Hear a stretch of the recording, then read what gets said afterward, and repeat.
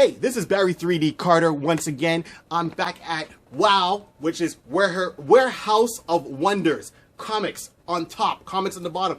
You'll find everything here, no doubt about it. Right now, I'm going to talk about something about the cinematic universe. A lot of people are going to see all these Marvel and DC movies. People are having their fun with this. But let's go back a little bit. A couple of years ago, Iron Man came out. It was all the rave. Everyone jumped on board. But let's go before the first Iron Man movie, and let's backtrack a little bit when things weren't not so hot. Okay, we're going to go back and start off with, if you remember this, if you know this, you get points.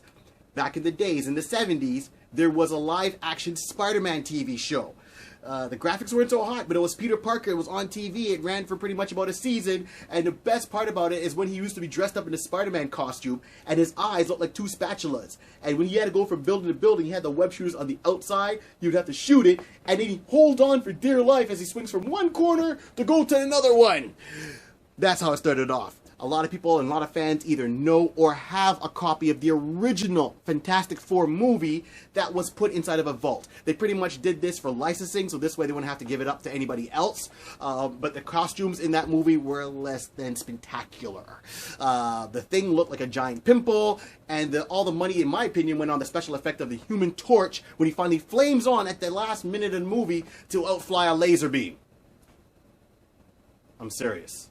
A laser beam.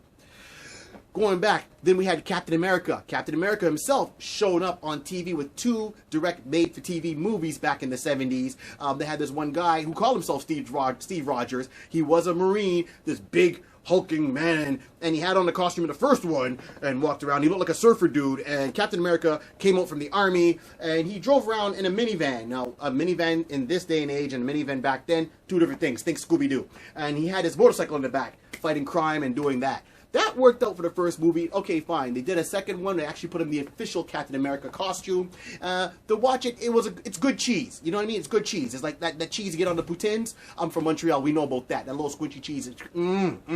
Not off topic, though. So when we turned around and we did that for the second movie, then they turned around and they went a little bit further. And they did The Punisher. The Punisher, in my opinion, 3 movies. Now, everyone knows about 2 movies of The Punisher. We're going to go about the first one. The first one had Dolph Lundgren. Dolph Lundgren lived in a sewer, riding a motorcycle, didn't even have the t-shirt, but had it. It was a good action movie. I think, to me, Dolph Lundgren was the best Punisher. Might not have had the costume, but don't knock the man. They had the right person. We won't hold that he did He-Man and Masters of the Universe against him, but that's a different story. He was always, you know, in Rocky, was it Rocky 4? Rocky 4. Rocky 4. And who was he in Rocky 4? He was Ivan Drago in Rocky 4. Now, wait a minute. Here's where my part comes in. Ivan Drago. The guy hits at 1,080 pounds per square inch. Superhero. Yeah.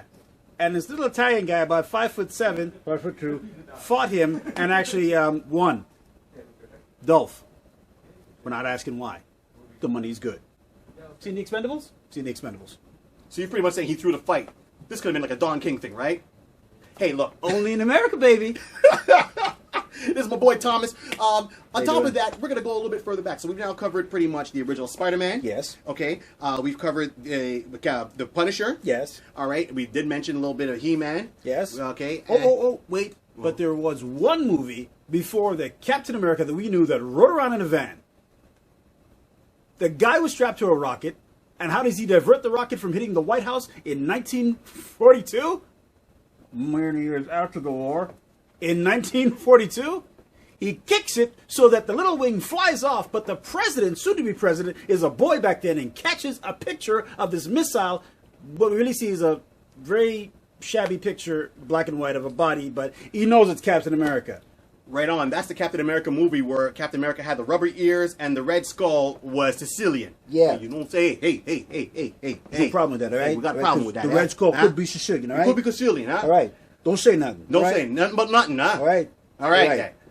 So this is what happens in the Marvel Universe and these movies before they became big features. Yes. I'm glad to see they are big features now. Mm-hmm. But these little gems are out there. You got to look for them, right? Another one, Spider-Man.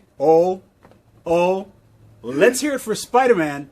After the TV series, they made this movie and released it. Very limited. You can find it online if you really look. You can find it on YouTube. You can also find it at certain places. You just got to go to the Comic-Con. But anyways, we're not going into that because I saw it Yeah, No, I saw it. You're forgetting the other one. Spider-Man, the Japanese version. Oh! Live action. Mm-hmm. A lot of people don't know about this. Spider-Man, yes, it was a live action series of Peter Parker as an Asian, so it's Japanese. But wait for it. It was like Power Rangers. So he in his Spider-Man costume, he crawled on all fours, fought ninjas, and when the going got tough, the ninjas called out a giant robot. So he jumped into a little dune buggy, which was a little bit of a reference from Fantastic Four when he had the spider car when he lost his powers, and Johnny Storm made from. Yeah. But then the little dune buggy would fly up into a giant robot with Spider-Man's colors, transform, and fight its way to fight evil. We're not doing that spot where everybody's going, Godzilla! Godzilla! Okay, I did it. I'm sorry. It happened. But here's the thing. The one thing my boy is not talking about is the dubbed version. Oh, have you ever seen those Kung Fu movies? Yeah! Spider-Man with a westernized voice. You, stop that fighting. Go into my dune buggy. I'll get you and trash your machine. Okay, I'm sorry. I loved it. I liked it. It was the funniest thing. Like Barry said, a little bit of cheese.